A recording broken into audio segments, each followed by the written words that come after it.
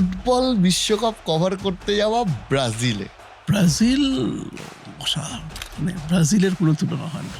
যে সমস্ত ফ্যান জোনগুলো হয় সময় বিশ্বকাপের সময়, এমনিতেই সারাক্ষণ লোকজন বিভিন্ন দেশের আসে, কিন্তু ব্রাজিলের সময় ওনার মানে হলুদ সমুদ্র আর কি, মানে পুরোটাই সেটা অন্য একটা চেহারা, মানে অন্যরকম একটা চেহারা। সেমিফাইনালটাতে কি তুমি স্টেডিয়ামে ছিলে? ওই সময় মোমেন্টামটা কি ছিল যখন ওরা না ভীষণ ইমোশনাল ছিল। মানে সেকেন্ড টাইম ব্রাজিলে ওয়ার্ল্ড কাপ হচ্ছে, কেউ আশা করেনি ব্রাজিল হারবে, তখন দারুণ খেলছে ব্রাজিল। মানে হাফের সময় চেহারা কি কান্না তলাটালি কান্না শুরু হয়ে গেছে। আমি মনে করি যে ইস্টবেঙ্গল এবং মোহনবাগানের উপর সাংঘাতিক একটা অন্যায় হয়েছে, যেটা আমরা বাঙালিরা চুপ মুখ বুঝে সহ্য করে নিয়েছি। দেখো, এই দুটো ক্লাব 100 বছর ধরে ভারতীয় ফুটবলকে সার্ভিস দিয়ে এসছে।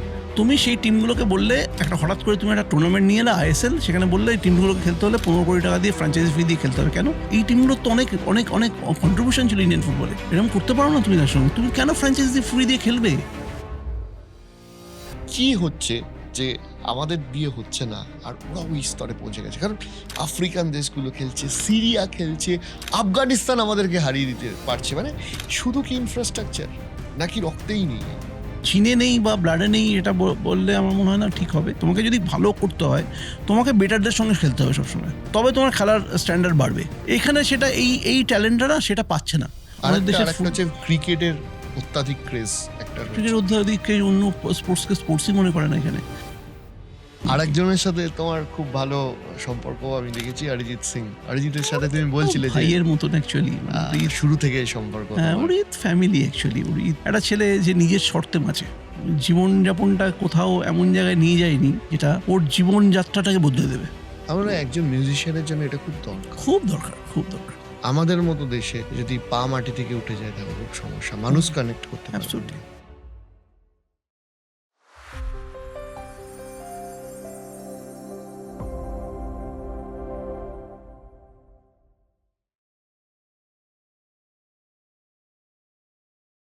অনিলাবদা, যেটা বলার সেটা হচ্ছে যে তোমার সাথে আমার একটা ইমোশনাল কানেক্ট আছে, সেই ছোটবেলা থেকে 10 মিনিটের খেল থেকে শুরু করে এখনো পর্যন্ত খেলার যতবার খবরের দরকার হয়, ময়দানের খবর বিশেষ করে, তোমার প্রোডাকশন ছাড়া অপশন নেই।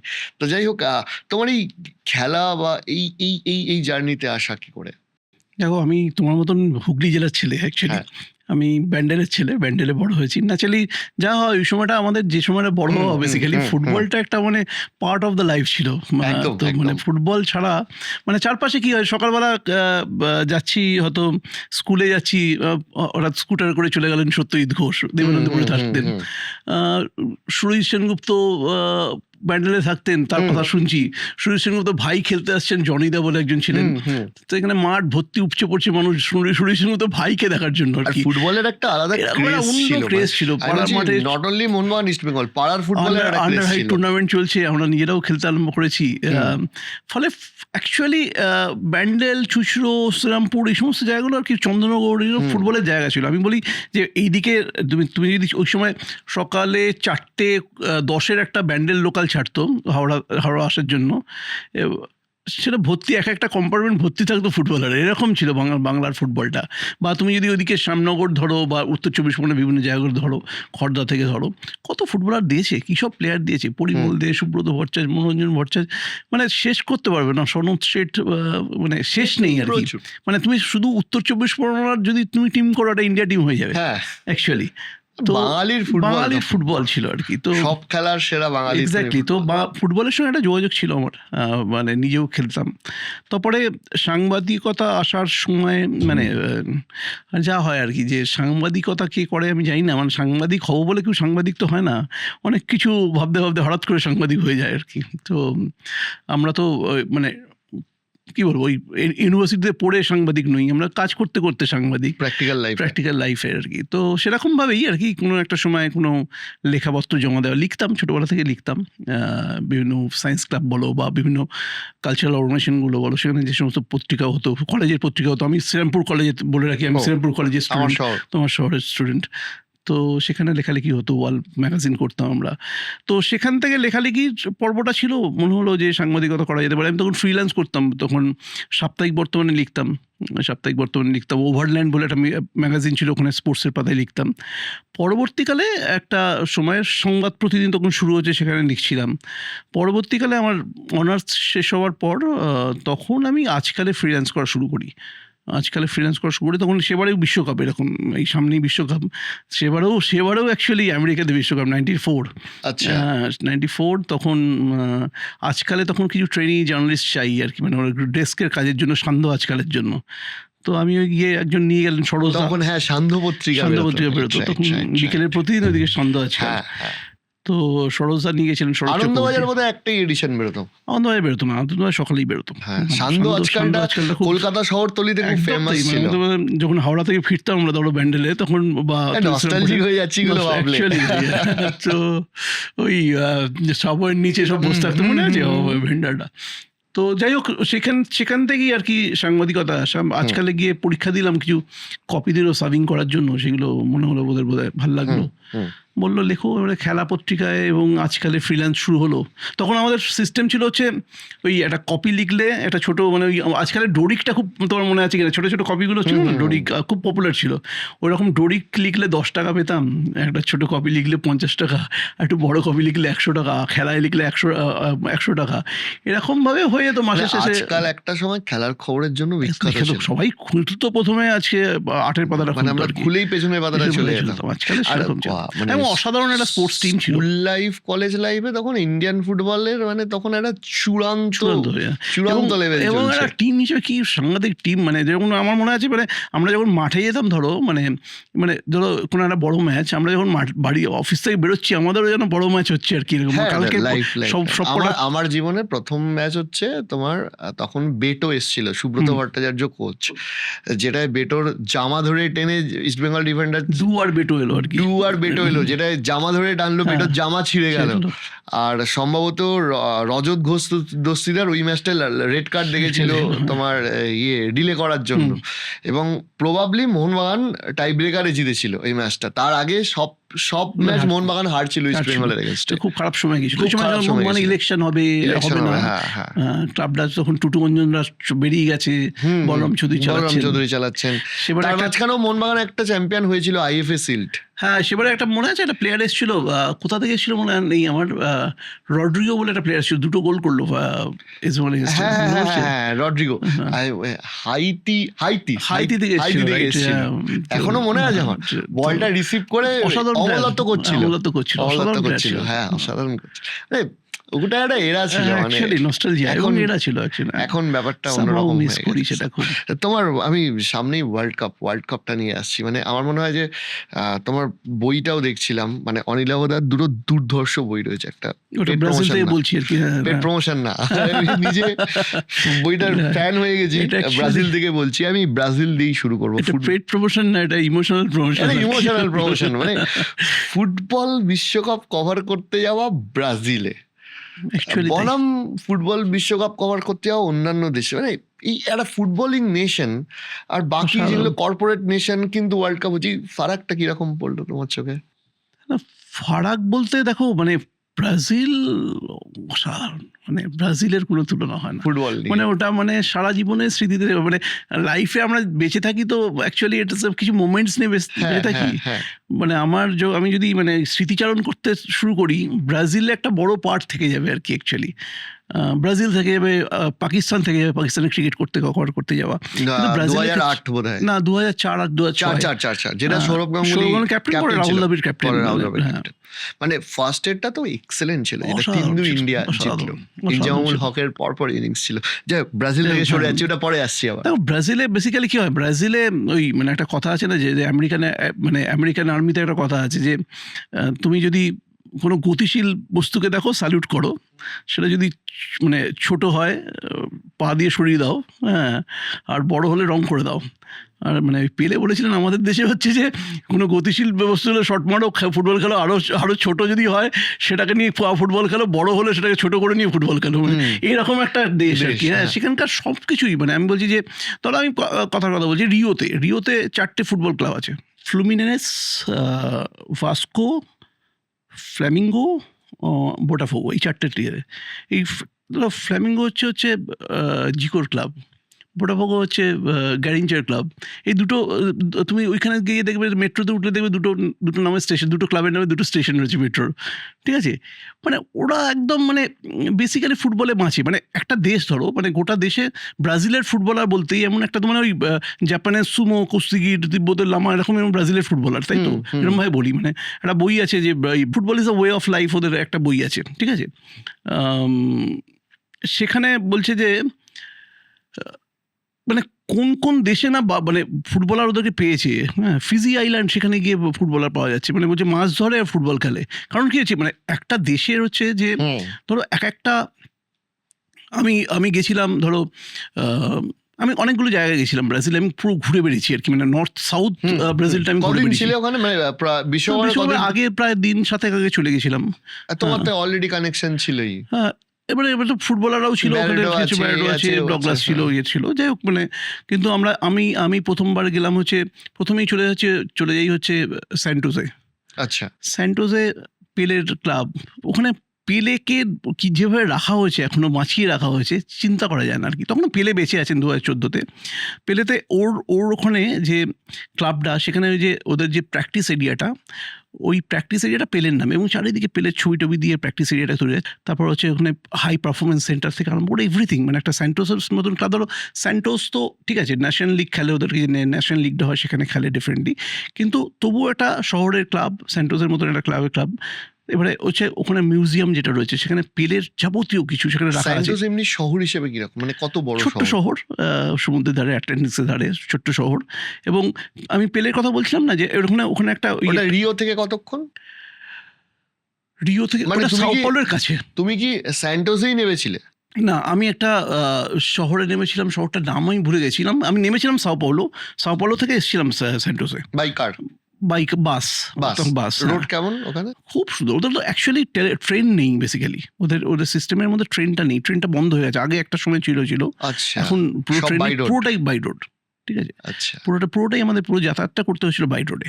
তো স্যান্টোসে ছোট্ট শহর, ঠিক আছে, ছোট্ট শহরে মানে আমাদের শহরে 9টা ক্যানেল রয়েছে, 9টা ক্যানেল দিয়ে পুরো শহরটাকে মানে ভাগ করা আছে, ঠিক আছে? ওই প্রত্যেকটা ক্যানেল দিয়ে ওই আটলান্টিক্সের সঙ্গে মানে যোগ করা আছে। তো সেখানে ধরো একটা, আমার মনে আছে সান্টিসা বলে একটা কাফে আছে, ঠিক আছে? সমস্ত এই স্যান্টোসের সমস্ত ফ্যানরা খেলার দিন বলো, অন্য দিন বলো, সারাক্ষণ ওখানে গিয়ে আড্ডা মারে। আচ্ছা, তার বাইরে একটা পেলের একটা স্ট্যাচু রয়েছে, ছোট্ট একটা স্ট্যাচু। হ্যাঁ, পেলে ওই আমার মনে আছে ওয়ার্ল্ড কাপের সময় ওটা স্যান্টোসের জার্সি টার্সি পরিয়ে ক্যাফের মালিক ওরকমভাবে রেখে দিয়েছিল। ওটার উদ্বোধনে পেলে এসেছিলেন এবং বলেছিলেন ওর মূর্তি দেখে কেঁদে ফেলেছিলেন আর কি। আচ্ছা, উদ্বোধনের সময়। আর ঠিক ওই ক্যানেল 5 ওই যে জায়গাটা, তার উল্টো দিকে একটা বাড়ি আছে, তো হচ্ছে রেসিডেন্সিয়াল ডন্ডিনহো, মানে পেলের বাবার নামে। অ্যাকচুয়ালি পেলে স্যান্টোসে যখন খেলতেন, তো প্রথম স্ট্রিকে নিয়ে ওই বাড়িটাতেই থাকতেন আর কি, ওইখানেই থাকতেন ক্যানেল 5-এর পাশে। পরবর্তীকালে চলে যান যখন, তখন আর থাকেননি। কিন্তু এবং পরে একটা বাবার জন্য ওই বাবার নামে ওই রেসিডেন্সিয়াল কমপ্লেক্সটা করে দেন। এবং ডন্ডিনো এবং ওনার স্ত্রী আর কি, ডোনা মানে পেলের মা, ওরা দুইজন কিন্তু ওখানেই থেকেছেন সারা জীবন, মানে তার মৃত্যুর আগে অবধি ওই বাড়িতেই থেকেছেন। তো ওই জায়গাটা খুব জমজমাট জায়গা ফর স্যান্টোসা, মানে স্যান্টোসের যে সমস্ত ফ্যানদের জন্য। সারাক্ষণ স্যান্টোসের বিভিন্ন খেলা চলছে, খাওয়া দাওয়া চলছে, গান চলছে, যারা আছে ফ্যান জার্সি পরে আসছে। হ্যাঁ, অ্যাবসলিউটলি। মানে ধরো একটা ক্লাবের ক্ষেত্রে বলছি। এবং যদি তুমি এমনি দেখো যে ধরো ওখানকার যে কোপাকাবানা বিচ থেকে আমার বিশ্বকাপের সময়, সেটা অন্য একটা চেহারা, মানে অন্যরকম একটা চেহারা। মানে যে সমস্ত ফ্যান জোনগুলো হয় সময় বিশ্বকাপের সময়, এমনিতেই সারাক্ষণ লোকজন বিভিন্ন দেশের আসে। কিন্তু ব্রাজিলের সময় ওনার মানে হলুদ সমুদ্র আর কি, মানে পুরোটাই, মানে এত মানুষ প্রত্যেকদিন খেলা দেখতে পাচ্ছে না হয়তো স্টেডিয়ামে গিয়ে, কিন্তু ওই যে সারা মানে খেলা মানেই হচ্ছে তারা চলে যাচ্ছে ফ্যান জোনে গিয়ে, সবাই একসঙ্গে খেলা দেখছে, নাচছে, গাইছে বিভিন্ন, আর ওরা সাংঘাতিকভাবে লাইফ এনজয় করে। এবং মানে এইটা না ওদের একটা বাঁচার মধ্যেই এরকম, মানে ব্রাজিল বলো, আর্জেন্টিনা বলো, সব জায়গায় বলো। আমি তো বলছি যে আমি আর্জেন্টিনার ক্ষেত্রেও দেখেছি, মানে আর্জেন্টিনা ব্রাজিলে তো কাছাকাছি দেশ বলে ওদের প্রচুর সাপোর্টার এসেছিল একটা সময়। হ্যাঁ, ওরা যখন ওটাতে ফাইনালও খেলেছিল, প্রচুর সাপোর্টার এসেছিল। এবং ওদের বেস ক্যাম্প করেছিল হচ্ছে অ্যাটলেটিকো মিনেইরোর বাইরে আর কি। ওরা মানে ওখানে যেটা রোনাল্ডিনোর ক্লাব আর কি, ওই অ্যাটলেটিকো মিনেইরোর ভেতরে হচ্ছে 4টে মাঠ আছে, ওটা খুব দেখেছিলাম যে পাহাড়ের এক একটা স্টেপে এক একটা করে মাঠ, হুম। পাহাড়টা কোরমভাবে কেটে তৈরি করেছে। তো তার বাইরে ওরা আর্জেন্টিনার ফ্যান্সরা ওরা থাকতে আরম্ভ করলো, বুঝলে তো, মানে ছোটো ছোটো টেন্ট কাটিয়ে রয়েছে। একটা ছেলে এসছে, ও আর্জেন্টিনা কাজ করে, গাড়ি চালিয়ে এসছে, ওখানে ফিজিওথেরাপিস্টের কাজ করে, সেই ছেলেটা এসছে, গাড়ি টাড়ি চালিয়ে এসছে, ওখানে ছোটো টেন্ট করেছে, ভেতর দেখলাম একটা ফুটবল রাখা আছে, ব্যাগ ট্যাগ রাখা আছে, ওখানেই টেন্টের ভেতর থাকছে, বাইরে এসে ফুটবল নিয়ে খেলছে একটা বিয়ারের ক্যান রয়েছে, খাচ্ছে, ফুটবল খেলছে। একটা ফ্যামিলিকে দেখেছিলাম, একটা মার্টিন্স বলে ভদ্রলোকের নাম, হ্যাঁ, তিনি এসছেন ওর ফ্যামিলির 5 জনকে নিয়ে। তো ওরা ভেবেছিল যে একসঙ্গে 5 জনে খেলা দেখতে আসবো, তো অনেক খরচা হয়ে যাবে, ওরা একটা বাস কিনেছিল। তো ছেলে হচ্ছে ইঞ্জিনিয়ার, সে বাসটাকে সমস্ত সিট ফিট তুলে দিয়ে একটা থাকার জায়গা করে দেয়, ওখানেই বাথরুম তৈরি করে, ওটাকে একটা মানে নো হোটেল, নো হোটেল, ওই হ্যাঁ নিয়ে চলে এসছে, নিয়ে এসে ওখানেই থাকছে বলে মানে হ্যাঁ, ওদের তারা মেসিকেও দেখতে পাচ্ছে না, কাউকেই দেখতে পাচ্ছে না। একদিন কার্লোস বিলাদোকে বোধহয় দেখেছিল, তাই নিয়ে উত্তেজিত ভীষণ। হ্যাঁ, কার্লোস বিলাদো তখন ওই সময় টেকনিক্যাল হেড ছিলেন নাকি পুরো টিমটার। তো উনি অ্যাকচুয়ালি জায়গাটা বেঁচেছিলেন, মিনাইরোড জায়গাটা বেঁচেছিলেন ওদের বেস ক্যাম্পের জন্য। মানে ওইখানে আর্জেন্টিনিয়ান ফ্যান্সরাও যেত, ওখানে ফ্যান্সরা ওখানে বাইরে থাকতো, ভেতরে তো ঢুকতে পারতো না, ওই বাইরে ওরা ওয়েট করতো টিমটা আসবে যাবে সেটুকু দেখবে বলে, মানে এইরকম ভাবে তোদের ওদের। আমি মনে আছে একটা ফ্যামিলির কথা বলছি, যে ছেলেটার নাম ছিল অ্যান্ড্রেস, মেয়েটার নাম ছিল বোধহয় পাওলো বা সামথিং ছিল। তো মেয়েটি দুজনেই আর্জেন্টিনা জার্সি পড়ে, হ্যাঁ, মেয়েটি প্রেগনেন্ট মেয়ে, এক্সপেক্ট করছে, তার ওই পুরো পেটটাকে খোলা রেখে তার মধ্যে আর্জেন্টিনাটা ফ্ল্যাগ করেছে, ফুটবল দিয়ে তার মধ্যে ফ্ল্যাগ করেছে, এবং বলছে যে মানে আমার পেটের ভেতর আমার বাচ্চা যেভাবে লাথি মারছে, আমি বুঝতে পারছি মেসি আসছে একটা আর কি। এই লেভেলের ইমোশন, মানে ওই রকম প্রায় মানে ক্যারিং 9 months ওর এরকম টাইপের একটা কিছু 8 months অ্যাডভান্স স্টেজে সেরকমভাবে চলে এসছে, খেলা দেখতে চলে এসছে, বিভিন্ন স্টেডিয়ামে ঢুকছে, ঘুরছে। মানে ওটা এই প্যাশনটা মানে ভাবাই যায় না সারাক্ষণ। মানে তুমি যদি স্টেডিয়াম, সকালবেলা আমি বলছি, সকালবেলা দেখছি যে একটা ইয়েতে আমি কোনো ট্যাক্সিতে করেই যাচ্ছি, কোথাও একটা করে ক্যাবে করে, সেই সকালবেলা ইয়ে চলছে, কমেন্ট্রি চলছে মানে রেডিওতে, ঠিক আছে, গাড়ির ভেতরে, ক্যাবের ভেতরে। এবং ওখানকার তুমি তো জানো যে কোনো কমেন্টেটার যেভাবে চিৎকার করে, মানে হাই ব্লাড প্রেশার মনে হয় মানে 200-তে চলছে আর কি প্রায়। তো সেখানে মানে আমি বললাম অত সকালে কোথায় খেলা হচ্ছে, বললো যে আমার টিমটা আগে তখন বোধহয় ওরা কোথাও একটা খেলতে গেছিলো, ভিয়েতনাম বা কোথায় একটা বোধহয় প্রিপারেশন ম্যাচ খেলতে গেছিলো, হ্যাঁ, ব্রাজিল মানে অ্যাটলেটিকো মিনেইরো, মানে ওয়ার্ল্ড কাপের সময় লোকাল ক্লাবটা আর কি। আচ্ছা, লোকাল ক্লাবের খেলাও রেডিওতে চলছে, ওখানে ওরা ভিয়েতনামে না কোথায় একটা খেলতে গেছিলো, সেই খেলাটা, সেটা টাইম জোনটা এমন সময় হয়েছে আর কি, টাইম জোনে সেটা সকালবেলা দেখেছে, ওই সকালবেলা থেকেই কিন্তু ওরা মানে ভোরবেলা থেকেই ক্লাবটাকে নিয়ে সেলিব্রেট করছে। এবং প্রত্যেকটা দিন ধরো ওখানকার যে সমস্ত গ্লোবো টিভি, যেটা ওখানে মানে সবচেয়ে পপুলার টিভি, সেখানেও তুমি সকাল থেকে যেটা রেডি মানে স্পোর্টসের প্রোগ্রাম, মানে ফুটবলের প্রোগ্রাম আরম্ভ হচ্ছে, সেখানে গিয়ে রবিনহো গিয়ে হয়তো গিয়ে একটু ঘুরে আসছে, বা অন্য কোনো প্লেয়াররা গিয়ে যাচ্ছে সেখানে, সেইটা দেখার জন্য সাংঘাতিক রকম ওরা এক্সাইটেড আর কি। প্রত্যেকটা দোকানে ওই প্রোগ্রাম, শুধু সারাক্ষণ ওয়ার্ল্ড কাপ মানে একটা দেশে মানে ফুটবল জিতলে মানে সরকার থাকে, ফুটবল হেরে গেলে মানে সরকার চলে যায়। তুমি আমাকে একটা কথা বলো, সেটা হচ্ছে যে এই সেমিফাইনালটাতে কি তুমি স্টেডিয়ামে ছিলে? ওই সময় মোমেন্টামটা কি ছিল যখন মানে ফার্স্টে তো 1-0 হলো, তারপরে 10-15 মিনিট সমানে খেলা চললো, তারপরে একটা ফেজ হলো যে ব্রাজিল 10-15 মিনিটের মধ্যে 4টে গোল খেলো। ওই সময় ফ্যান্সদের রিঅ্যাকশন, ওটা না সেনকে আমার মনে আছে যে ভীষণ এক্সাইটেড ছিল ওটা টিমটা আর কি। টিমটা বলো, তোমার সাপোর্টাররা বলো, আমার মনে আছে যে ও তো মাঠে ঢোকার আগে থেকে ওরা বিভিন্ন রকম ওই গান গাইতে ঢোকে, মানে বিভিন্ন রকম বড় বড় ড্রামস নিয়ে আসে, যেটা হয় আর কি। তো বাইরে দেখছিলাম একটা সিঙ্গে একটা স্পেশাল শো করেছিল, ওখানে একটা বিয়ার কোম্পানি আছে ব্রহ্মা বলে, ঠিক আছে। তো ওই ব্রহ্মা থেকে একটা স্পেশাল শো করেছিল, এটা ওই যে সমস্ত যে সমস্ত ফ্যান্সরা রয়েছে আর কি, তারা এসে ওখানে পারফর্ম করছিল। তো সাংঘাতিক একটা মানে একটা মানে কি বলবো, একটা কার্নিভালের চেহারা পুরো স্টেডিয়ামের বাইরে, মনে আছে পুরো পরিষ্কার। খেলা আরম্ভ হওয়ার পর তো ওই তো আস্তে আস্তে প্রথম 10-15 মিনিট কিন্তু ভালো খেলা হচ্ছে, পরপর অ্যাটাক করছিল, আমার মনে আছে পরপর অ্যাটাক। অ্যাকচুয়ালি ওটাই হয়ে গেছিলো, ওরা না ভীষণ ইমোশনাল ছিল। মানে দেখো, মানে Brazil, that was the second time ব্রাজিলে ওয়ার্ল্ড কাপ হচ্ছে, ঠিক আছে? 1950-তে গল্প তুমি জানো, আমি তোমার সেই গল্পটাও বলবো ছোট্ট করে। 1950-তে কি হয়েছে সবাই জানে যে মারাকানা। মারাকানা আর স্টেডিয়াম এইটা কোন স্টেডিয়াম ছিল জানো? বেলো হরিজিনতে হেরে গেল। বেলো তার হরিজিনতে। আগে বিশ্বকাপ নিয়ে কিন্তু ওদের দেশে একটা গন্ডগোল হয়েছিল যে গভর্নমেন্টের এক্সপেন্ডিচার হ্যাঁ, কেন সেই সময়টা হচ্ছে। খুব হয়েছিল গন্ডগোল। তারপরে তো ওরা সব মানে ফুটবল যখন শুরু হলো শুরু না ছেলে আস্তে আস্তে ভুলে গেল। ভুলে গেল এবং হ্যাঁ। ব্রাজিল সেমিফাইনালে, ব্রাজিল সেমিফাইনালে ওরা ভীষণ এক্সাইটেড ছিল আর কি, এবং আর্জেন্টিনা ফাইনালে এবং উঠেছে তোমার মনে তখন। আছে যে নেইমার ইনজোর্ড হলো বলে নেইমারের ড্রেসটা নিয়ে লুইস দাঁড়িয়ে ছিল এরকম ভাবে। সো সামহাও ওরা ভীষণভাবে ইমোশনালি ভীষণ রকম ভাবে টিমটাও আমার মনে হয়েছিল যে emotional, ইমোশনাল হয়ে গেছিল আর কি। হুম। এক তো নিজের দেশের মাটিতে সেমিফাইনাল খেলছে, হয়তো কেউ আশা করেনি যে ব্রাজিল হারবে, তখন দারুণ খেলছে ব্রাজিল। না, আর একটা ব্যাপার ভাবো যে কোচও ছিল কিন্তু স্কোলারি, Scolari যার ছিল। আন্ডারে 2002 সম্ভবত জিতেছিল। হ্যাঁ, 2002-এ। সো হ্যাঁ, তো ফলে এই যে ব্যাপারটা সব মিলিয়ে একটা ওরা একটা ভাবিনি কেউ যে এবার হ্যাঁ, হারবে। তারপরে যেটা হলো যে মানে ওইটার পরে মানে 1-0 পর সাংঘাতিক স্টেডিয়ামের অবস্থা কি ছিল? তখন তো ঠিকঠাক তখনও যে ফিরে ঠিকঠাক, ঠিক আসবে। আছে, মানে ঠিক আছে, ফিরে আসবে। মানে এমনি নর্মালি সাপোর্টাররা দেখবে যে মানে ওখানকার সাপোর্টাররা ওই 1-0 পিছিয়ে থাকা বা এতে করে ইয়ে করে না, টিমকে সবসময় চিয়ারই হুম, করতে থাকে। হুম, কিন্তু হুম। মানে কিন্তু 7-1টা মানে ভয়ঙ্কর, মানে ওটা মানে মানে হাফের সময় চেহারা কি কান্না। তল্লাটলি কান্না শুরু হয়ে গেছে আর কি টেবিলে। তোমার মনে আছে ওই ভদ্রলোকের মনে আছে একজন ব্রাজিলিয়ান বয়স্ক ভদ্রলোক এটা ওই ট্রফিটা দিয়ে দিলেন, রেপ্লিকাটা হাতে নিয়ে এসেছিলেন, হ্যাঁ, একটা জার্মান মহিলাকে দিয়ে দিলেন। এটা দেখিয়েছিল টেলিভিশনে, বড় স্ক্রিনে দেখিয়েছিল, কাঁদতে কাঁদতে। ওপর কাঁদতে। তো ওই ভদ্রলোককে আমি পেয়েছিলাম 2 দিন পরে, মানে পেয়েছিলাম ওই কোপাকামানা বিচে বসে আছেন, 4জন লোক বসে আছেন, ওরা সবাই মিলে খেলা দেখতে যান আর কি। ঠিক আচ্ছা, আছে, উনি ভদ্রলোক ওই ওনার নাম ছিল আঙ্কেল গাউসু বোধহয় নাম ছিল, আমি যদি মনে করতে পারছি। ওই আঙ্কেল গাউসু 9টা বিশ্বকাপ দেখেছিলেন তখন, সেই সময়। পরে মারা গেছেন উনি, এখন নেই, বেঁচে নেই।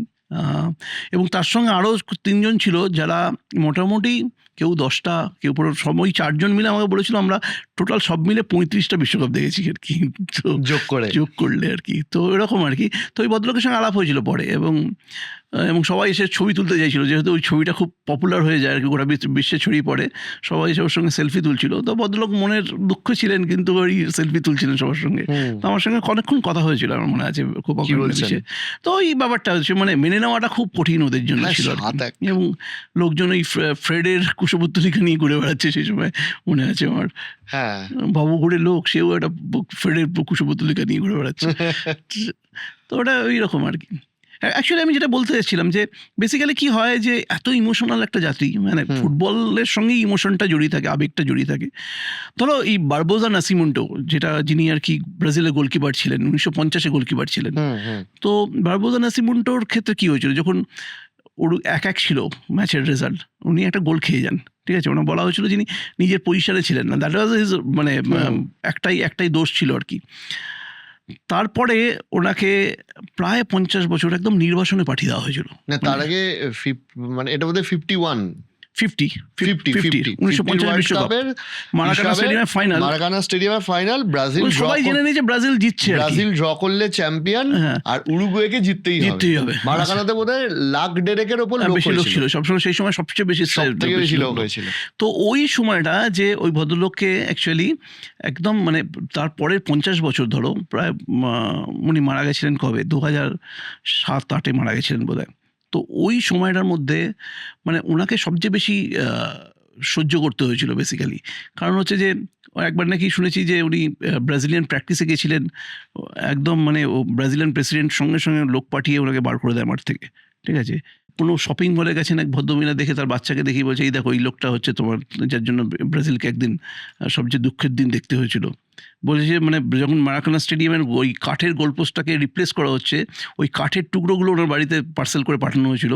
উনি সেটা নাকি বলে বারবিকিউ করে, বা তারপরে ওই কাঠের টুকরোগুলো বারবিকিউ করে বন্ধুদের ডেকে খেয়েছিলেন। মানে এবং উনি কী করেছিলেন, উনি না একটা জায়গায় চলে যান, প্রাগ গ্রান্দে বলে একটা জায়গায় চলে যান, মানে নির্বাসনটাই আর কি। মানে আমি বলছি মানে অনেকটা তুমি ওই লারুডের জীবনের সঙ্গে মিল পাবে। লারুডের তো একটা সময় ভীষণ রকমভাবে নির্বাসনে পাঠিয়ে দেওয়া হয়েছিল। মানে একটা সময় মানে লারুডে এমন জীবন হয়েছিল যে ওই অস্ট্রেলিয়া চলে যেতে হয়েছিল, জ্যাক ফিঙ্গেলটা নিয়ে গিয়েছিলেন। তবুও আমি বলবো যে লারুডেকে পরবর্তীকালে এমসিসির সদস্য পদ দেওয়া হয়েছিল, ফিরে আনা হয়েছিল, ইংল্যান্ডে ফিরে এসেছিলেন, একটা স্ট্যাচু হয়েছিল নিজের শহরে, এসব হয়েছিল। কিন্তু এই লোকটা সবচেয়ে বেশি সাফার করেছে, মানে ওই একটা গোল খাওয়ার জন্য এই লোকটাকে যারা সাফার করতে হয়েছে। গোল খাওয়ার তো জন্য মানে এবং মানে উনি বলেছিলেন একটা ইন্টারভিউতে যে এমনি ব্রাজিলে বেসিক্যালি হচ্ছে যে 30 বছর, মানে আমাকে খুন করলেও 30 বছরের সাজা হয়, আমাকে 50 বছর আমি এই নির্বাসনে কাটাচ্ছি। প্রায় গ্রান্দে বলে একটা জায়গা আছে, সেটা হচ্ছে সেন্টোসা থেকে কয়েকটা বেশ খানিকটা যেতে হয়, ওই আটলান্টিকের ধারেই আর কি। তো আমি ভেবেছিলাম ওখানে যাব, ঠিক আছে, ভদ্রলোকের খোঁজ করে আসবো।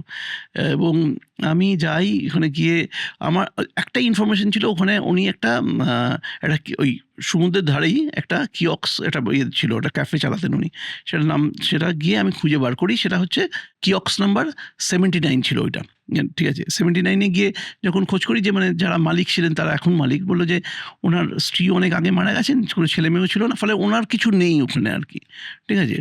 তো আমি থেকে গেছিলাম সেখানে, যে কিছু একটা যদি পাওয়া যায়। তো আলটিমেটলি গিয়ে ওনার যেটা আর কি সমাধি ক্ষেত্র আর কি, ওখানে একটাই সেমিট্রি আছে, প্রায়া প্লেন বলে বোধহয় সেমিট্রিটার নাম। তো সেখানে ওখানে গিয়ে ওনার ওই জায়গাটা পাই আর কি, সেমিট্রিটা পাই। সেখানে একটা ছোট্ট একটা বক্স করে ওনার ছবি দিয়ে, ওই গোলপোস্টের ধারে দাঁড়িয়ে আছেন, ছবি দিয়ে একটা ছবি আছে, ব্যাস ওইটুকুই রয়েছে। তো আমি একটা মাদার ট্রেজার স্ট্যাচু নিয়ে গেছিলাম কলকাতা থেকে, তো ওখানে রেখে দিয়ে এলাম আর কি, যে তো শান্তি পাক আর কি। আমার বক্তব্য হচ্ছে যে এই ইমোশনটাই আর কি, যে এই ইমোশনটাই আমার মনে হয় সেদিনকের একটা বিরাট একটা ধাক্কা লেগেছিল। মানে এই ইমোশনটা এত ইমোশনাল হয়ে গেছিল এরা, মানে এই যে ইমোশনটা থেকে এত বছর বারবোসা নাসিমেন্টোকে মানে কি বলবো একটা নির্বাসনে থাকতে হয়েছিল, সেই ইমোশনটাই আর কি ওই গোটা টিমটাকে ঘিরে নেয়। জুলিয়াস সিজারের ভাগ্যটা অন্তত ভালো, হ্যাঁ তার থেকে ভালো আর কি, ওর কিছু করার ছিল না, যেভাবে যে অ্যাঙ্গেল থেকে গোল হয়েছে, ওটা জার্মানির দিন ছিল। মানে আমারও মনে আছে, যেটাতে 6-0 হলো, 6-0 বা 7-0 যেটা দিয়ে হলো, ওটা ফার্স্ট বার থেকে শট, সম্ভবত জার্মানির ক্রুজ ছিল প্লেয়ারটার নাম, ওই অ্যাঙ্গেল থেকে গোল হয় না ইন জেনারেল, কিছু করার ছিল না। যাই হোক, পরের ম্যাচটা আরো বড় মহরণ ছিল, আর্জেন্টিনা ভার্সেস জার্মানি। মহল কিরাম ছিল তখন? বললাম তখন ফাইনালে গোটা আর্জেন্টিনা চলে এসছে অলরেডি, তখন গোটা এতে মানে তখন আর ব্রাজিল সাপোর্টারদের দেখা যাচ্ছে না। এবং ব্রাজিল কি হয়, যেখানে ওয়ার্ল্ড কাপের স্টেজেই আমি দেখেছি, মানে রাশিয়া বলো বা কাতার বলো, এই ব্রাজিল এবং আর্জেন্টিনা সাপোর্টারদের মধ্যে একটা ডুয়েল চলতে থাকে, মানে বিভিন্ন রকম গান গায়ে হচ্ছে বেসিক্যালি ওই নিয়ে। ধরো ও বলে যে পেলে কোনো প্লেয়ারই নয়, মানে ওদের গানগুলোর সাবজেক্ট হয় আর কি, যে মারাদোনা হচ্ছে বেস্ট প্লেয়ার, ঠিক আছে, সে গানে চলতে থাকে। ওরাও তখন উত্তর দেয় হয়তো যে পেলের 1000 গোল আছে, মারাদোনা করে দেখা, এইসব সাবজেক্ট থাকে। আর এবং মানে মুখোমুখি দাঁড়িয়ে এরকম গানের ঝগড়া হয় আর কি, হ্যাঁ, ঠিক আছে, মানে বিভিন্ন রকম অঙ্গ মানে ইয়ে করে, বিভিন্ন রকম অঙ্গ বিকৃতি করতে থাকে এবং এই ধরনের চলে আর কি। তো সেইগুলো তো মানে কিন্তু সেই সময় দেখলাম গোটা রিওর দখল নিয়ে দিয়েছে আর্জেন্টিনা, ব্রাজিলে একদম ব্রাজিল সাপোর্টার ঢুকে গেছে তখন ভেতরে আর কি, দখল নিয়েছে। আমার মনে আছে, মানে আমি একটা ব্রাজিল সাপোর্টার যাচ্ছে, কতগুলো পেছনে আর্জেন্টিনা সাপোর্টার ওকে টিজ করছে রীতিমতো, ওদের দেশেই তো এরকম আর কি, এরকম একটা অবস্থা। তো ন্যাচারালি ওটাও তো মেসির হাতে কাপ দেখবো ভেবেছিলাম আমরা সবাই, সেটা হয়নি আর কি। এবার না ওই সিনটা জানতে চাই, ফাইনালটা তো রিওতেই হয়েছিল বোধহয়, ফাইনাল রিওতে হয়েছিল। জার্মান সাপোর্টার কিরকম সংখ্যায় ছিল? অত থাকে না, মানে ধরো একটা গ্যালারি থাকে, বাকিটা তো ওই ব্রাজিল আর্জেন্টিনা। তুমি যদি কোনো গ্যালারিতে দেখো, মানে হলুদ হয়ে থাকে, বা ধরো আর্জেন্টিনা ম্যাচ হয়ে থাকলে মানে নীল সাদা হয়ে থাকে আর কি, ফলে বাকিরা ওরকম ভাবে থাকে না আর কি। এইবার ফাইনালের মুহূর্তটা, ফাইনালেও তো তুমি নিশ্চয়ই ছিলে মাঠে, এবার ফাইনালটার কিরকম সিচুয়েশন ছিল? মানে ঢোকার আগে আমরা ঢুকলাম অনেকটা আগে, আমি কেন 14 আটকেছি, মানে ব্রাজিলে বিশ্বকাপের থেকে বেটার আর কিছু তখন না, ওই এটা না, ওইটা খানিকটা কমে যায় আর কি। মানে কি হয়েছে, মানে ধরো থমথমে হয়ে গেছে। আমরা মনে আছে যে আমরা ব্রাজিল হারার পর আমরা বোধহয় সেকেন্ড সেমিফাইনাল বোধহয় সাও পাওলো গেছিল, সাও পাওলো মানে থমথমে একদম, মানে তখন মানে রীতিমতো একটু গন্ডগোলও হচ্ছে আর কি। আমরা যখন আমরা ছাড়ছি আর কি, যখন বেলা হরিজোন্তে থেকে বেরোচ্ছি সাও পাওলোর দিকে যাচ্ছি, তখন রীতিমতো থমথম করছে পুরো বইয়েতে। এবং আমি শুনতে পাচ্ছি যে সাও paulo কিছু গন্ডগোল হয়েছে টুকটাক এদিক ওদিক, হ্যাঁ সেরকম একটা অবস্থা। ব্রাজিলের ওই তখন ওটা কমে গেছে, তখন পুরোটাই আর্জেন্টিনা। এবং তখন ওই পুরোটাই যে আর্জেন্টিনা। আর্জেন্টিনা, এই যে যাদের কথা বললাম যে ধরো ওই ক্যারাভান নিয়ে চলে এসছে, এটা দেশ, ওরা সব চলে ওরা এসছে সব তখন মানে রাজত্ব করছে আর কি। এবার এবার রিওতে ফাইনাল জার্মানি ভার্সেস আর্জেন্টিনা, এবার যখন 111 মিনিট না 12 মিনিটে গোলটা হলো, দেন স্টেডিয়ামে জার্মানির সাপোর্টাররা তোমার আমি এই কারণে জিজ্ঞেস করছি, তোমার একটা বইয়েতেও আমি দেখলাম যে ছবি, যে যাদের জন্য আপনারা, ও রাইট, অ্যাকচুয়ালি তাই হয়। যেটা কি হয় যে আমি কি করে আমি করতাম, এই কারণে জিজ্ঞেস করছি যে ওইটা একটা খুব অদ্ভুত, মানে অদ্ভুত না, একটা দারুণ ঘটনা ঘটেছিল যে জার্মান প্লেয়াররা ওদের গার্লফ্রেন্ডদেরকে গ্যালারি থেকে নিয়ে এসেছিল। নিয়ে এসেছিল। হ্যাঁ সেটা সবাই করে, অন্যান্য ইয়েতেও হয় আর কি, দেখেছি আচ্ছা। আর কি, অন্যান্য টুর্নামেন্টও দেখেছি যে যা জেতার পরে না আসলে কি হয় যে ঢুকে যায় আর কি। আচ্ছা, মাঠে কি ছিল আর্জেন্টিনা কাঁদতে কাঁদতে ঢুকে গেল? হ্যাঁ মানে কি বলতো, মানে অনেক সাপোর্টার কি হয় বিশ্বাস করতে চায় না, মাটিতে বসে পড়ে থাকে ওখানে স্টেডিয়ামে চুপচাপ কাঁদতে থাকে আর কি। মানে ওটা তো একদম মানে জীবন মৃত্যু আর কি ফুটবল। হ্যাঁ ফুটবল তো বেসিক্যালি ব্যাক টু 2022-এর ওয়ার্ল্ড কাপ ফাইনাল, সে তো একটা অসাধারণ অভিজ্ঞতা।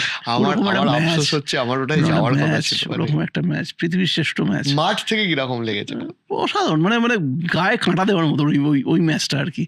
মানে ওটা মানে মনে হচ্ছিল ওই সময়টা যে আমি খুব লাকি যে এই ম্যাচটায় রয়েছি আর কি।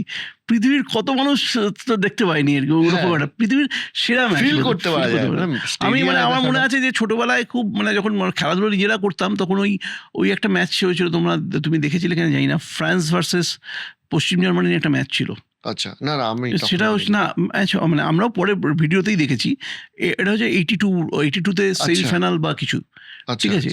কিন্তু ওই ম্যাচটা অসাধারণ একটা ম্যাচ হয়েছিল, আলটিমেটলি টাইব্রেকার শেষ হয়, ঠিক আছে। ওরকম ওই 1-2 প্রথমে 1 গোল দিল ফ্রান্স, দিল জার্মানি শেষ করলো, বা লাস্টে বোধহয় জার্মানি বোধহয় ইয়েতে এক্সট্রা টাইমে গিয়ে গোল শোধ করে বা কিছু একটা, আমার খুব একটা মনে নেই ম্যাচটার কথা। কিন্তু ওই রকম মানে ওরকম টান ম্যাচ দেখিনি। এই ম্যাচটা আমার মনে হয়েছিল সেরকম, মানে এই দিচ্ছে, মানে আমরা তো প্রথম দিকটা ভেবেছি ওয়ান সাইডেড ম্যাচ, ওটা ফ্রান্স খেলতে পারেনি, ওরকমভাবে কামব্যাক করবে ভাবা যায় না। এমবাপে কি স্পিড, ওটা ইতিহাসের একটা, মানে আমি এখানে দেখছি আর আফসোস হচ্ছে যে যেতে পারলাম না। হ্যাঁ তো যাওয়ার কথা ছিল, যেতে পারতে। এবার মানে সবচেয়ে সহজ ছিল মানে এবারে যেমন আমেরিকা খুব ডিফিকাল্ট ওয়ার্ল্ড কাপ, মানে ভিসার প্রবলেম, খুব difficult world big problem, but still বহু মানুষ যাচ্ছে, হ্যাঁ তাদেরকে অগ্রিম শুভেচ্ছা। হ্যাঁ ঠিক। আর কি হয় বলতো, মানে এই বিশ্বকাপগুলো থেকে না মানে এত মানুষের সঙ্গে আলাপ হয়, বিভিন্ন দেশ থেকে আসে, এবং তাদের যে জীবন, তাদের যে বিভিন্ন রকম কিসের জন্য যে আসে তারা, মানে ভাবাই যায় না, এবং ফুটবলের ওপর বেঁচে থাকে। আমরাই বা মানে তোমরাই বা যাও, সাংবাদিকতা একটা ব্যাপার আছে, প্যাশনটা আমার দেশ খেলছে না, ঠিক স্টিল যাওয়া। এবং মানে জিজ্ঞেস করে যে মানে অনেক সময় মিডিয়া সেন্টারে অনেক সময় এরকম প্রশ্নের মুখোমুখি আমরা হই যে তোমরা কি করতে এসছো, বলে এরকমও বলে অনেকে। যে কিন্তু ঘটনা যে আজকে ধরো ব্রাজিল, মানে আমি বলবো বাংলাদেশেও একই রকম, যে বাংলাদেশেও এত ফুটবল নিয়ে আবেগ, এবং বাংলাদেশের সাংবাদিকরা যায় বা আমরা যাই, আমরা হয়তো একদম তৃতীয় শ্রেণীর নাগরিক ওখানে, কিন্তু ওই আর কি, কিন্তু ওই 48টা দেশ তো হলো, 64 হলে দেখা যাক আমরা পাই কিনা। জানি না 64 হলেও কি হবে, যাই না গো। খুব চাপ, মানে যেভাবে ফুটবল চলছে খুব চাপ, তাতে খুব সমস্যা। আচ্ছা, তুমি তো ব্রাজিলের গ্রামগুলো, মানে গ্রাম বলতে ছোট ছোট শহরগুলো দেখেছো, এই ফুটবলিং নেশনগুলোর সাথে আমাদের এখানেও তো প্রচুর প্যাশন রয়েছে। মানে আমি বলছি যে মোহনবাগান, ইস্টবেঙ্গলের যে প্যাশনটা রয়েছে, এশিয়ার খুব কম দেশে এই প্যাশনটা থাকে, কিন্তু পৃথিবীর খুব কম দেশে রয়েছে। মানে আমি এই কারণে বলতে পারছি যে লাস্ট 15-20 বছর ধরে ওই ডার্বির ওই সাক্ষী, বা যেহেতু মোহনবাগানের মানে ফ্যান, আমার বলতে আপত্তি নেই যে আমি কলকাতা ছাড়াও, মানে আমি যে ওই ক্রেজ, ধরো যখন ব্যাঙ্গালোরে ম্যাচ হচ্ছে, মোহনবাগান ভার্সেস বেঙ্গালুরু এফসি, যেটা মোহনবাগান ড্র করে চ্যাম্পিয়ন হয়েছে, যে প্যাশনটা আমাদের মধ্যে ছিল, ওর থেকে বেশি প্যাশন 2016-তে সঞ্জয় সেন কোচ যেবার আমরা ম্যাচটা প্রোডাকশন করেছিলাম। আচ্ছা, মানে বেসিক্যালি যখন মাঠে ছিলাম, লাস্টে তোমার লাস্টে একটা বেঙ্গালুরু যখন অ্যাটাকে গেল এবং ওটা 92nd মিনিট, হুম। শিলটন বলটা কালেক্ট করতে গিয়ে হুম। ওদের প্লেয়ারটা পড়ে গেছে। আমি বলছি বিশ্বাস করো হার্ড আর বিট করছিল না তখন যে এই বোধহয় বাঁশিটা বাজালো, পেনাল্টি দিয়ে দিল।